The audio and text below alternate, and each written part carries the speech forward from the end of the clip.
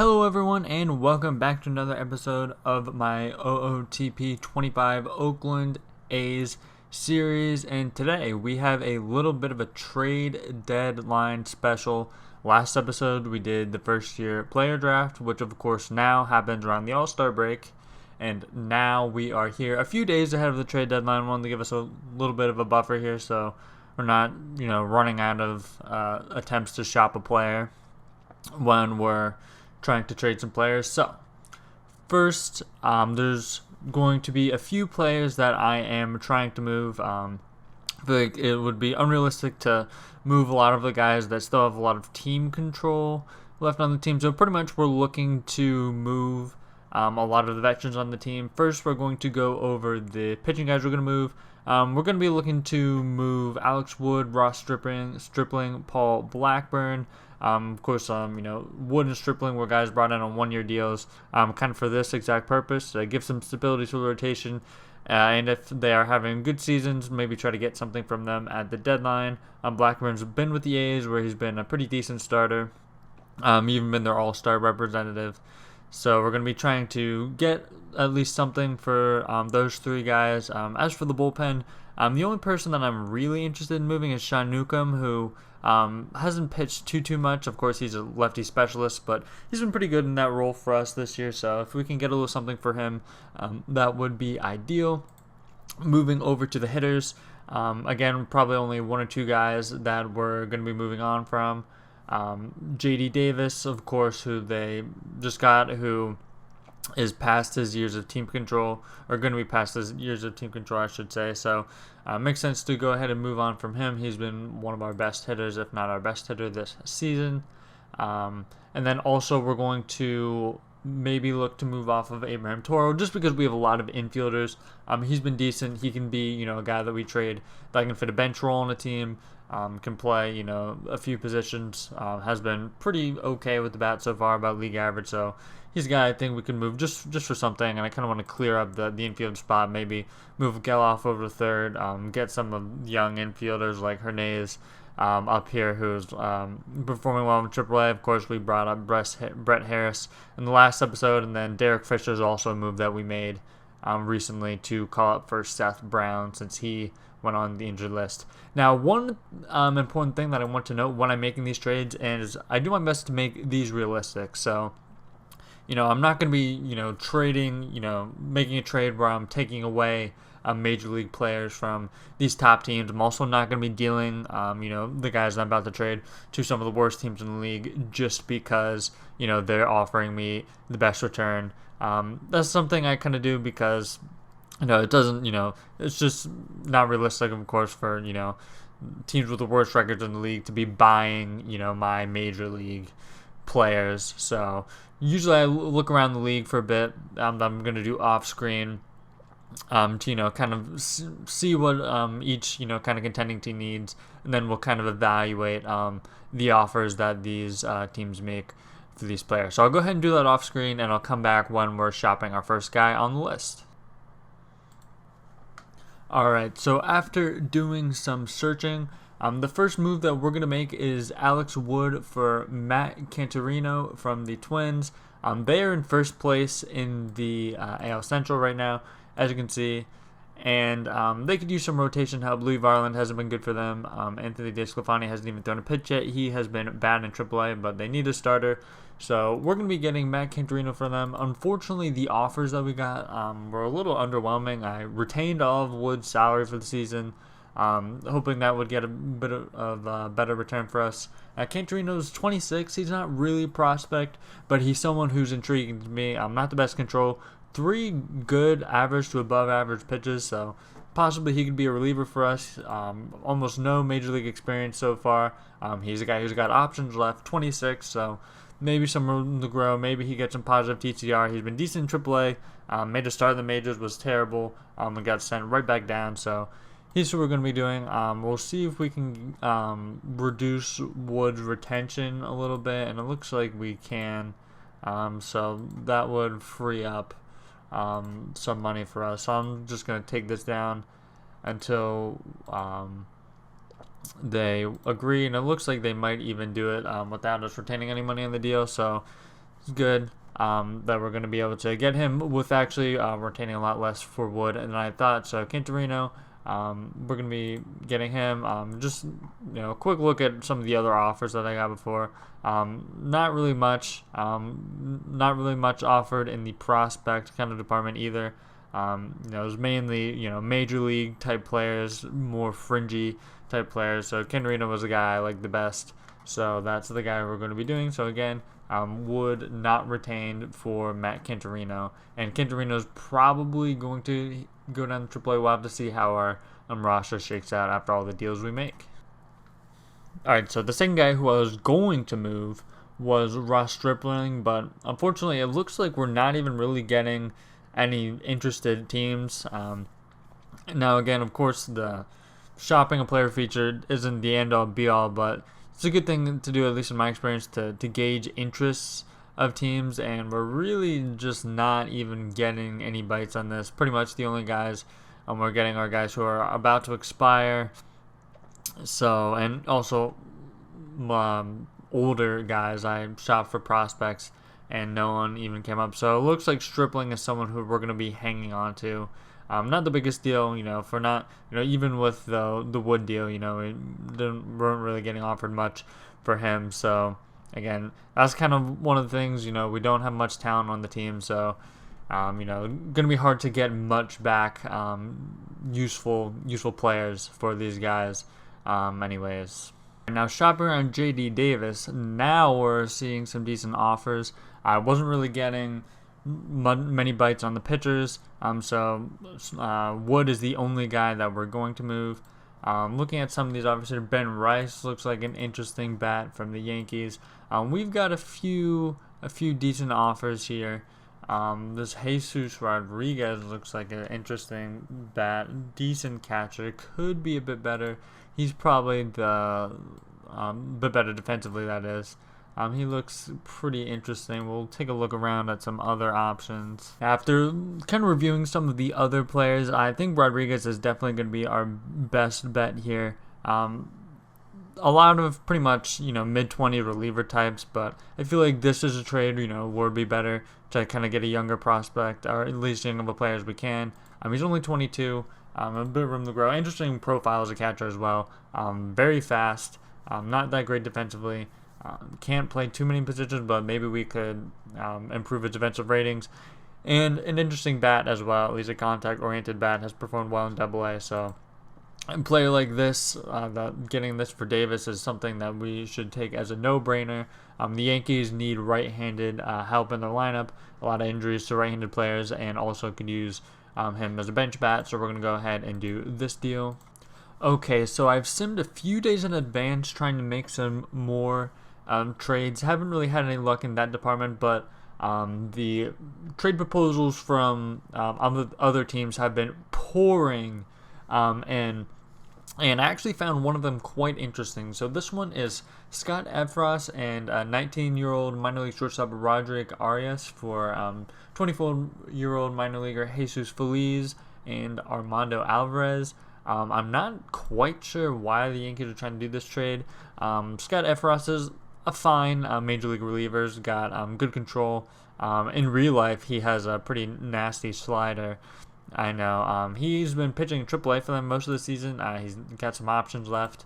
So, and that's fine. But the interesting part of this is that they want to deal Roderick Arias, who looks to be a pretty decent prospect.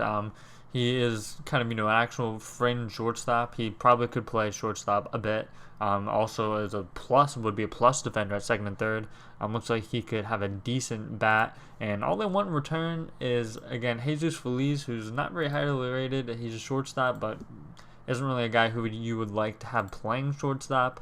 And they want Armando Alvarez, who I've thought about calling up for a bit now. He's been performing very well in AAA. Had a good season in real life in AAA last season. Unfortunately didn't get a shot. Looks like he's actually performed well in AAA for the past few seasons. One being with the Yankees organization with Scranton in 2022 and 2021. So it looks like he's a hitter that they trust and would like to add to the Major League roster at the expense of a decent prospect. So we're going to go ahead and complete this trade. AI trade offers are kind of one thing that I don't understand the most in this game. Like, for instance, this trade offer right here, the Brewers are trying to trade us Willie Adames, which, of course, he's a rental, so this does not really make any sense for us at all because we're not a contending team. So I don't really understand this one. They're trying to get basically our best pitching prospect, who's, not really that much of a prospect, compared to the league. And also wanted Armando Alvarez as well. So been getting a few of these weird trades. Like the Phillies are trying to dump Kyle Schwarber on us. The Marlins, at least I believe it was the Marlins. They tried to give us Tanner Scott, who's expiring at the end of the year. And I mean, these are trades that would, like we could probably do this trade and trade, like Tanner Scott for more than we got him for. But again, like that's something that's just not realistic. Like, it's not realistic for the A's to like acquire all these players and then trade them and get more value for them. That's just something that like I'm just not going to do. So I'm going to continue to monitor some of these kind of CPU proposed trades for the next 2 days. See if anything like this Yankees trade pops up that piques my interest. Okay, so going into the actual trade deadline day screen, this is something that I actually haven't messed with too much. I haven't played, like I said in the first episode, I haven't played offline too much the past few seasons, so I really haven't dealt with this trade screen at all. So I decided to go in and do it, and we've got a few interesting deals. Dylan Moore is being offered to us for Dylan Blackburn and Soderstrom. I'm just not going to give up Soderstrom for like a depth utility player. This trade is something that I am going to do. So they want us to offer up Nathan Detmer, who looks fine. There's actually quite a discrepancy in kind of what our scout thinks. He's a 22-year-old in rookie ball. OSI thinks he's not developed at all. Our scout thinks he has pretty much reached his maximum potential, even though he does have some room to grow. So they want Paul Blackburn and him. And they're going to give us some pretty intriguing players, I think. Rafael Lantigua, who has been dynamite in AAA for them, looks to be a pretty decent bat. Not much power, but is a real, pretty much all-around bat besides that, less than, desirable power there. But decent corner outfielder there. And then they're also giving us 21-year-old minor leaguer Jalen Rudd, who kind of similar profile, but looks like he could develop a great eye at the plate. Not too much here, but I think this is an interesting deal that we should get. Two at least intriguing hitters. We're actually getting rid of Paul Blackburn, who I thought we weren't going to get rid of in the video, and also deal this pitcher who is semi-interesting to me actually, but that low control, only 3 pitches, he's pretty much going to be a reliever, I think. So I think this is a deal that we are going to go ahead and do and complete.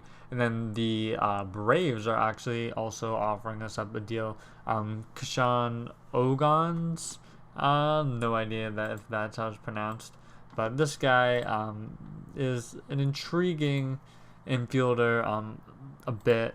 And they want us to offer up Sean Newcomb and Brian Buevas. I think he is probably just the better player here, so we're actually going to go ahead and decline this one. So those are all of the trades in this one, and then we'll go ahead and skip to the next sim of trade deadline day.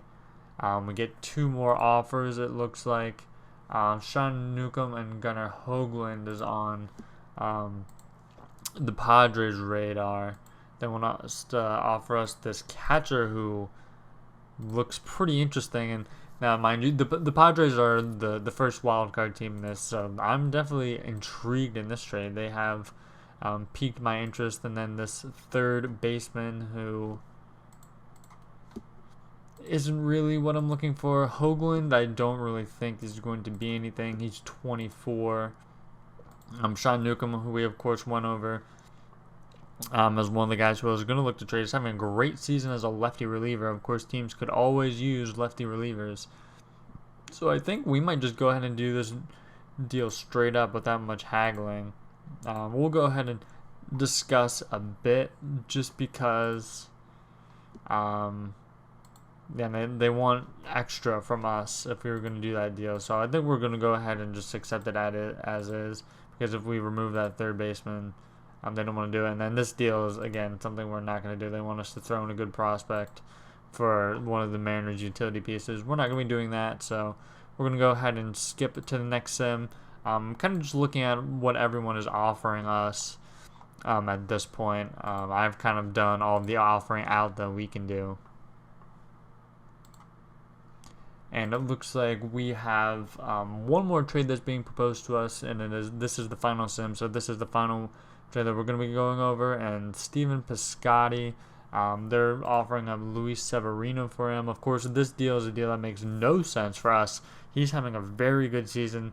The Mets are in the hunt, as we just went over, with all the other teams that the Marlins are competing with. So this deal literally makes no sense for them.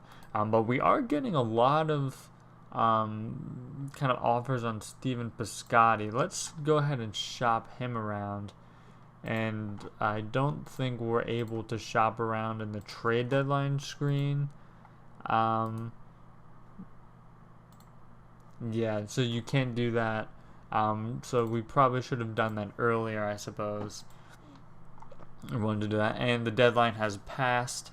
So post deadline here, this is what we're gonna be rolling with, at least right now with our current state of the team. Seth Brown, of course, has a week left, so we'll probably make a move for that. Other than that, Scott Alexander's on the IL as well, one of our better bullpen pieces. So those are two guys that are not on the roster that will be in a bit, at least, when they're ready to return. This is what it's going to look like for now. Here's our lineup versus righties. Here's our lineup versus lefties. As you can see, Hernandez is going to be starting at second base now. We've called him up. He's going to be there for the rest of the season for good on the Major League roster.